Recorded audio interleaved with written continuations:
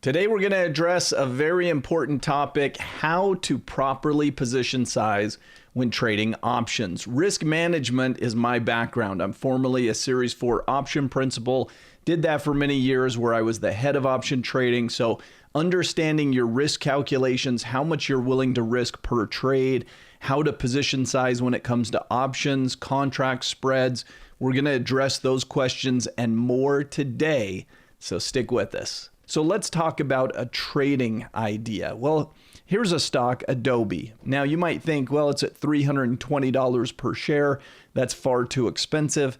That's not the case when it comes to options. Options are beautiful because it opens up the universe of stocks and gives you access to stocks that you otherwise might not be able to afford. Now, Adobe has been in what we call a descending triangle pattern that it recently broke down from. And when I teach a descending triangle, I usually talk about dropping a ball and the way that it bounces. The first bounce is larger, the subsequent bounces are smaller until it falls off the table. So this is where we broke these levels of support here and plunged to the downside. Recently, it's been creating a little bit of a flag pattern, little wedging pattern.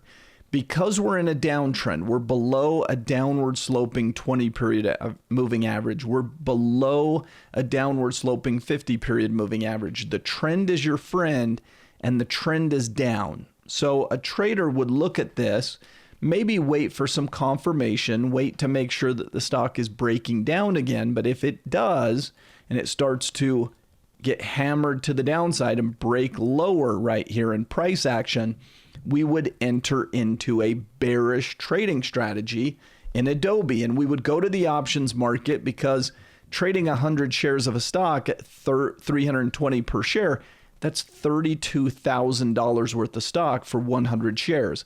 With options, we can do it for a fraction of that cost. For example, I could go out and buy, let's just say I buy the 315 put. Okay, we're going to buy the 315 put, sell the 305 put. That implies that we think it's going to go down here and make new lows to at least 305 per share. This is a $10 spread. Because both puts are out of the money, I can safely assume that it probably costs about 1/3 of the spread. So if it's a $10 spread, it probably costs us maybe $3 and change. Let's call it $3.30 cost. That's a pretty good guesstimate if you've traded options as long as I have. Now, if we look at this trade, we'd say, okay, it's a $10 spread. We paid $3.30 for it. How do we break that down in terms of risk and reward? Well, we come over to a risk graph and we say, okay, $3.30 at risk. That's the most we can lose. Well, what does that mean? That means that in the options market, you can just drop the decimal point. Each spread, each contract, in other words, the total amount is $330. That's our worst case scenario. Because this is a $10 wide spread, we have the difference between 10 and 330 as our max reward, which in this case is $6.70. So what would that be? Well, drop the decimal point, that's equal to $670. So now we have some numbers to work with here.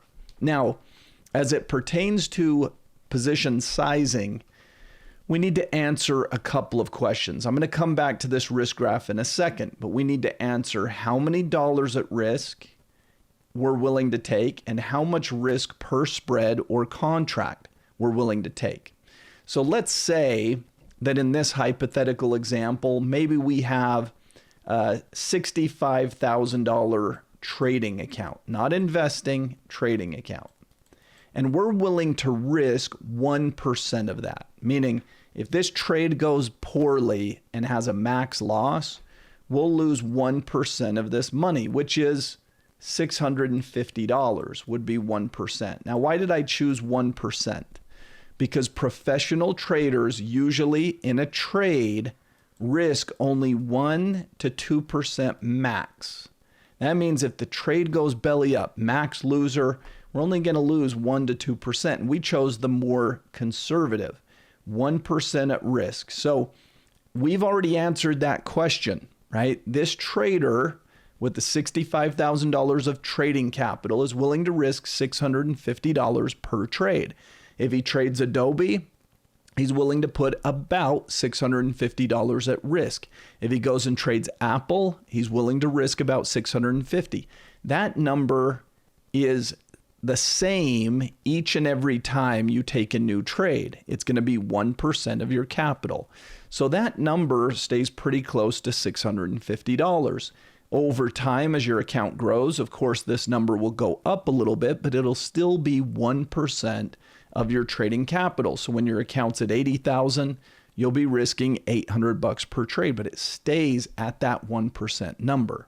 Now that's the first question. How many dollars are we willing to have at risk? The second question is, how much risk is in this spread or contract? In this case, we're trading a spread. And we said that this trade had $330 at risk, which was equal to $330 per spread.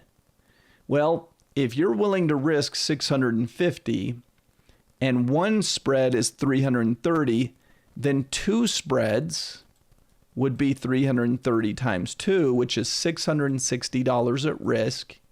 And that is perfectly reasonable. That's right around our number. It doesn't need to be exact.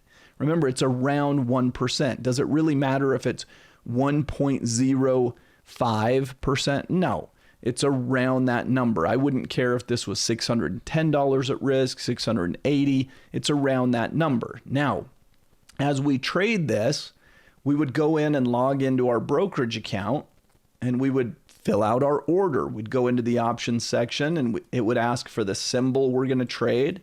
And we'd say that's Adobe.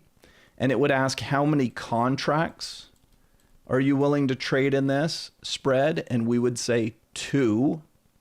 And specifically, we're going to buy, I think it was the 315 put, right? So we're going to trade 2 of those and sell the 305 put. And you're going to trade 2 of those in your quantity. So when it asks for contracts, that's what you're going to put in. 2 of these and 2 of these. And then it's going to ask for a debit or credit. That means, are you spending or are you collecting? In this case, we're spending. And the price would be $330. So this is the price per spread. This is the multiplier. And it would tell you as you hit the confirm button, it would tell you your max risk is $660. Well, let's go risk graph this trade. All right, so let's come back to our risk graph now and risk graph this whole trade. So we have $330 at risk times 2 spreads. So we had $660 at risk. That's going to become important. We had how much reward per spread? Well, it was $10 minus $330, which was $670. 670 times 2 is 1,340, I believe. So 1,340 of max reward. So as we're looking at this, our reward potential is more than twice our risk. Now we need to risk graph this, and we'll put in some numbers here. We're going to say here's up $300. Here we're up $600. Here we're up $900. And we'll draw out our risk graph. We need to show our profit and our loss, right? We'll go up to there. And then it would be the same on the other side, minus 300, minus 600, minus 900, and so on. And we don't need to go down very far because we could never lose that much money. In this case, our max risk is at $660. That's pretty close to right there. But the question is, where do you lose $660? What is the price point? Well, now we need to draw the price levels down at the bottom. Where are the price levels where this risk would kick in? Well, this might be $290 per share, $295, $300, $305, $310, $315, $320 per share, $325, and so forth. Now we've got some numbers. This is the stock price moving. This is how much you make or lose, and this is how our risk graph looks. Because this is a put spread, your risk is that the stock finishes above the strike prices. We want the stock to go down. It's a bearish trade. The stock goes up, you lose money.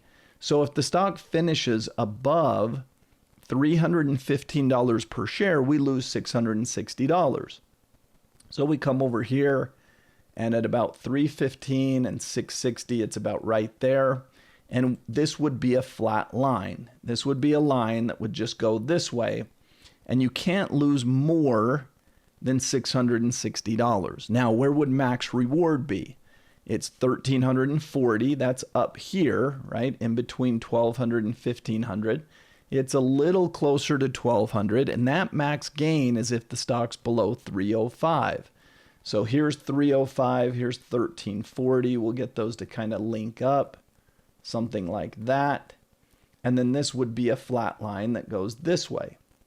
So there's your max reward if the stock's at 305 per share or lower.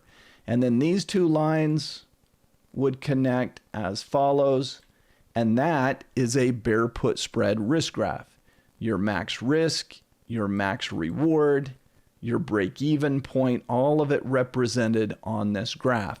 In our Ultimate Options program, we teach you how to draw these by hand and do all sorts of fun stuff with each and every option strategy out there. So we're just scratching the surface in terms of education, but this, my friends, is how you calculate your willingness to risk, how many dollars at risk, your risk per share or per spread or per contract in the options market, and then the risk graph will represent our max reward, max gain, and the subsequent stock prices that would actually achieve that max gain or max loss. Now, if you enjoyed this video, check out the next one here because this one is absolutely incredible. It'll take your trading, investing up a notch, and check it out now.